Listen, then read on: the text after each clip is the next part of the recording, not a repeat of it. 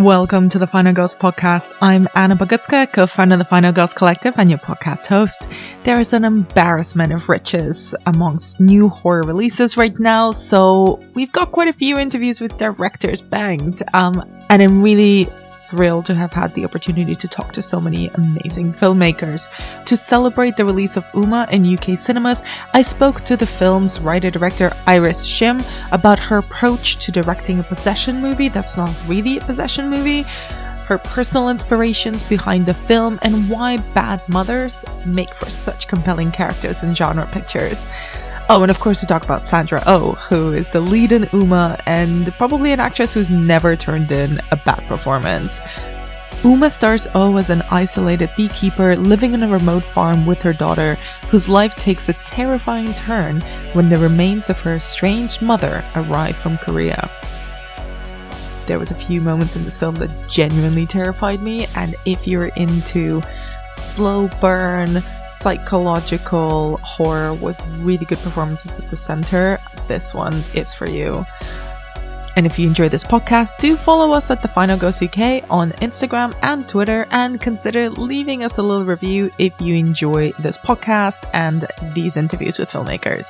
And with all of that said, please enjoy my conversation with UMMA's writer-director Iris Shim. Hi, nice to meet you.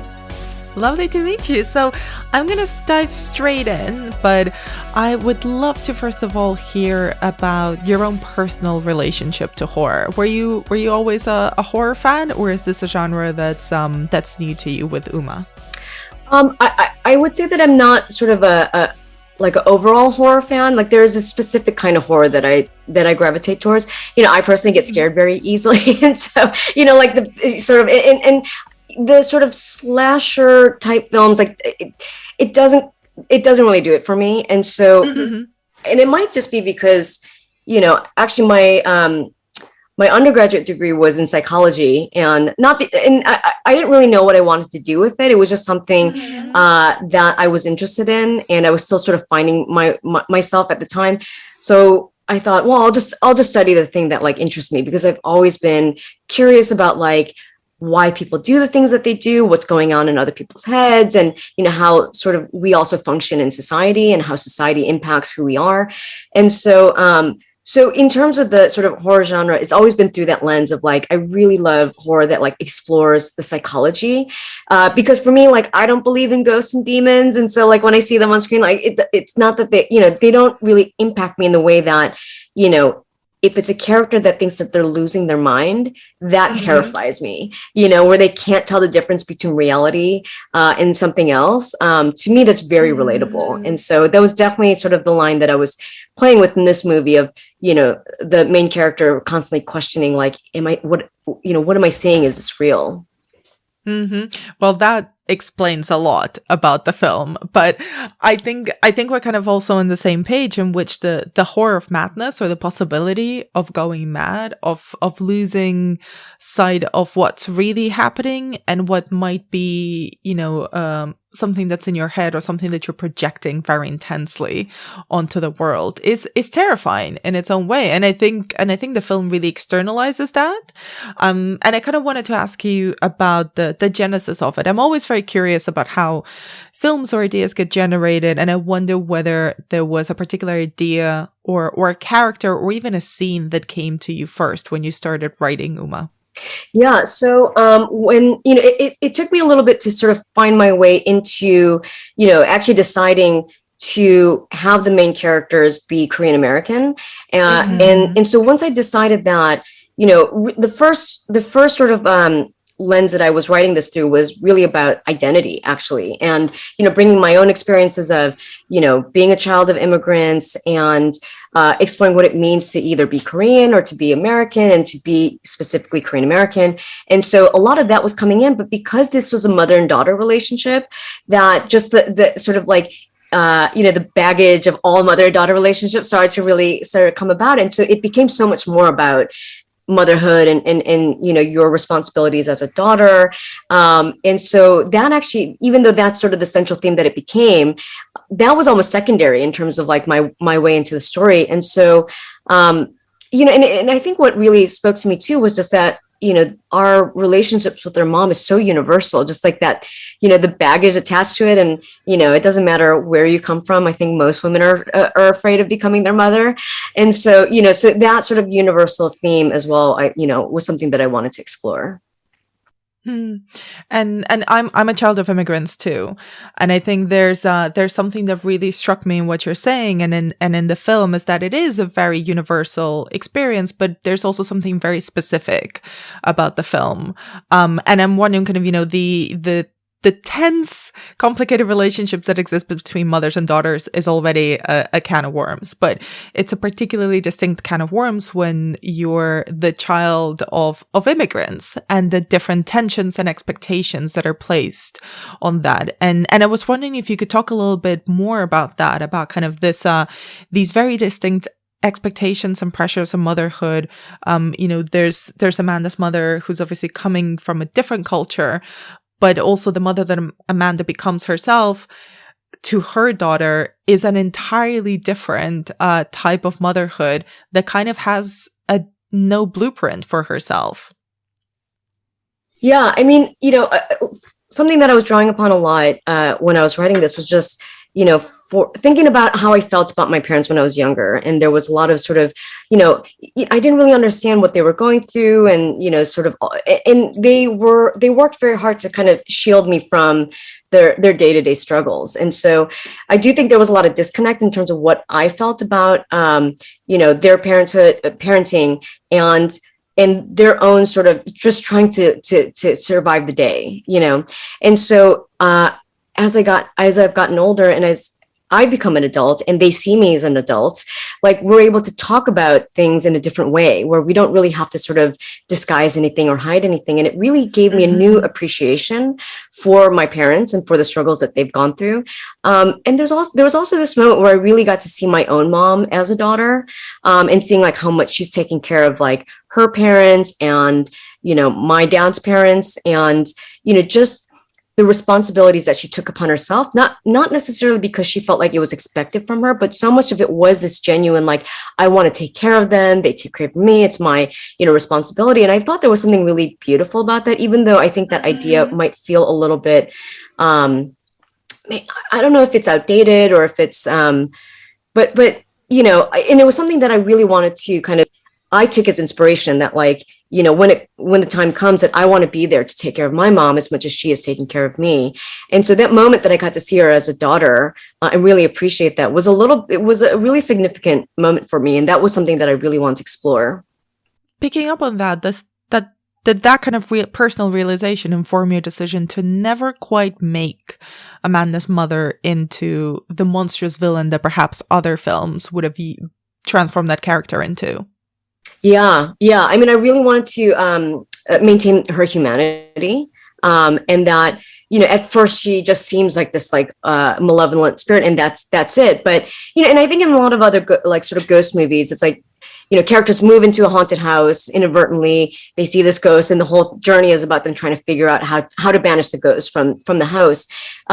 But for this story, it becomes complicated when that ghost is your mother, and despite whatever relationship you might have, it's not as simple as just sort of banishing them, out of the house. And so, so that sort of resolution for Amanda's character really needs to come from a more emotional place than just something that was like, relying on some sort of supernatural kind of ritual or something like that. And so, yeah, I wanted to make sure that, that we were really thinking about relationships and character and the humanity of the characters, despite the sort of supernatural elements of it. And yet, it is quite tense. It is quite scary. And there was moments I made an effort to kind of watch it with headphones in a dark room to get the full effect of the sound design.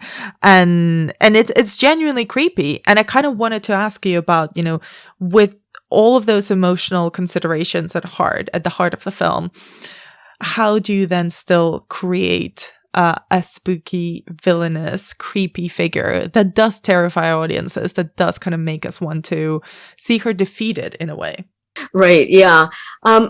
I think for me it was, and this is how I experience movies, is that if I really feel rooted in the character and sympathize with them, or and I'm rooting for them, then everything else that they're experiencing, if we're really in their subjective, just feels so much more scarier, and the stakes feel higher. And so that's something that I was being very mindful of rooting us in Amanda's subjective, even though she sometimes herself will veer into the antagonist sort of zone. So she's really playing this antagonist and protagonist depending on how much her mother's influence is actually, invading her at any given moment. And so, but even with that, understanding that, that she is possessed, or she's not really acting as herself, we still are rooted with her, and want her to win. And so that's really the way that I was sort of framing everything, that like we are experiencing all these tense moments through Amanda.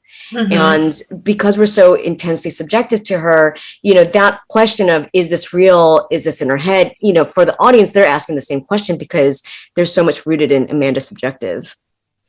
And can I ask you specifically about kind of your choice to the moments of, let's call it possession, because I did kind of question, it does follow some of the visual language of a possession movie, and we never quite know.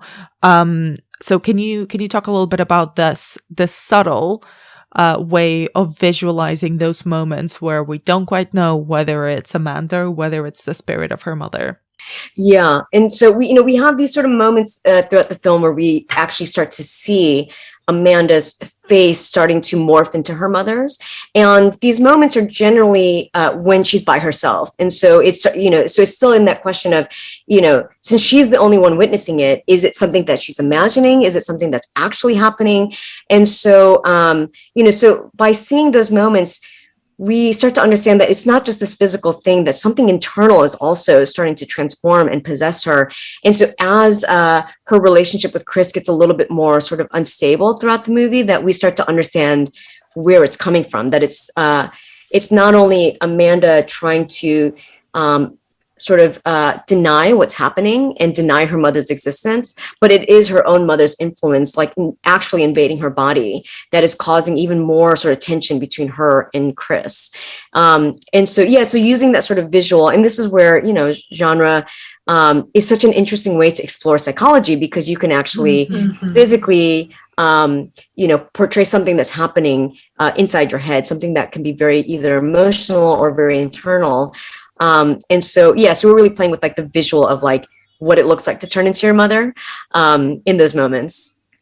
And I think this is a nice route into talking a little bit about Sandra's performance. And in my eyes, Sandra Oh can do absolutely no wrong. I don't think I've ever disliked a single performance that she's done in her career. And I'm kind of curious about that line. And I think it's particularly interesting that you're not coming from a genre fan background. Kind of, how do you direct an actress of that caliber into performing this sliding scale of your one character, but then there are moments where we're not quite sure whether she's actually being possessed by a spirit, or whether she's losing her mind, or whether she's unable to process the trauma that she's carrying on her shoulders. It was definitely a balancing act, and it was it was always a constant conversation of reminding ourselves where we are in the story, how much of that possession has really taken her, and how much of the things that she's saying is actually coming from her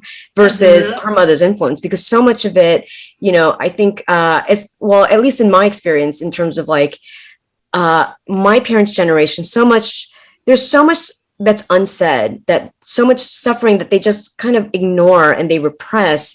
And I think that's why ghosts are so prevalent in like Korean culture and folklore, because this idea that like you can never like actually express what you're feeling, or you can never really sort of resolve the things that are like really bubbling underneath the surface, that I think is very relatable and common for this idea of the unresolved ghosts.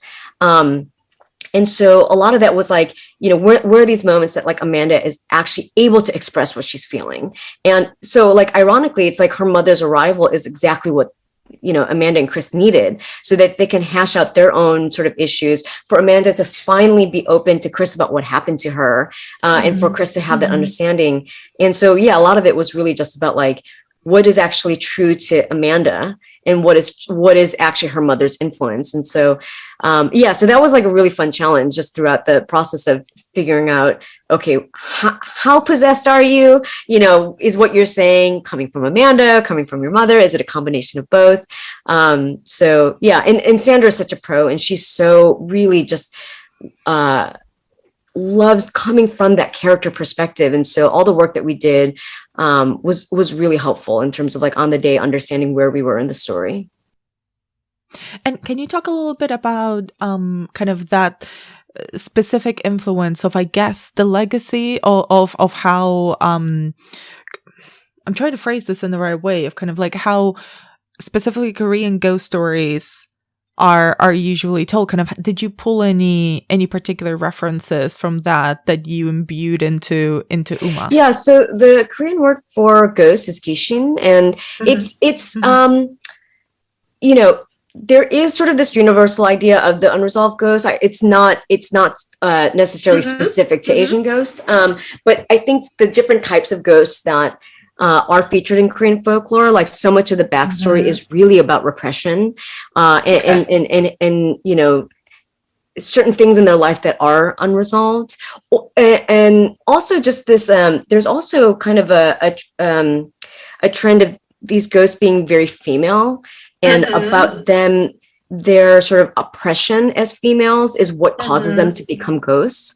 And so a lot of that I thought was just already so innate into that ghost story that, I think I did specifically think about like the specific kind of Korean ghost when crafting the story, but I also thought, like the horror of like dying without something, like something resolved is just like, everyone can really understand that. And so it was, I wanted to make the story that was specifically with these Korean American characters, but really be able to tell it in a universal way. And finally, kind of, I wanted to talk a little bit about, the mother in horror, which is such a recurring figure in genre in general, and can be often portrayed as very grotesque and very over the top evil, and it somehow becomes even more evil because she's a woman and she's a mother and all the expectations placed in that. And I'm kind of wondering kind of how did you navigate that? Kind of where would you like UMMA to stand in kind of that long tradition of, for lack of a better word, evil mothers? Yeah. Well, I think part of the reason possibly that the evil mother sort of trope exists is because, female characters, it's like they have to be perfect, and the idea of a bad mother is just so offensive to so many people, and so I think what I enjoyed about making this movie was to really be able to embrace the complicated characters, and that women don't have to be perfect because we're not perfect, and that, we have our own struggles. And, I think the sort of expectation for mothers to be perfect, if they're not perfect, they're bad, there's no sort of in between. And so what I wanted to do, especially with the UMMA character, is, to be able to at least see some of that humanity, to understand a little bit about why she sort of became as sort of obsessed with their daughter and reliant on her daughter, and, wasn't able to let her go. That if we can humanize her a bit and humanize Amanda, that we can at least start to understand why they do these things. And so, even like outside of the horror context, like I wanted my female characters to be imperfect, and that it's okay to show mothers as not perfect, because all mothers are not perfect, because we're human, so yeah, I do think it is unfair sort of expectation for female characters that I really wanted to combat. It's such a beautiful note to end on, and it's a particular bed bug of mine as well, has been for years. So Iris, thank you so much for this conversation and for your film, and best of luck with the rest of the release. Thanks so much. I know it was great talking to you. Lovely to speak to you.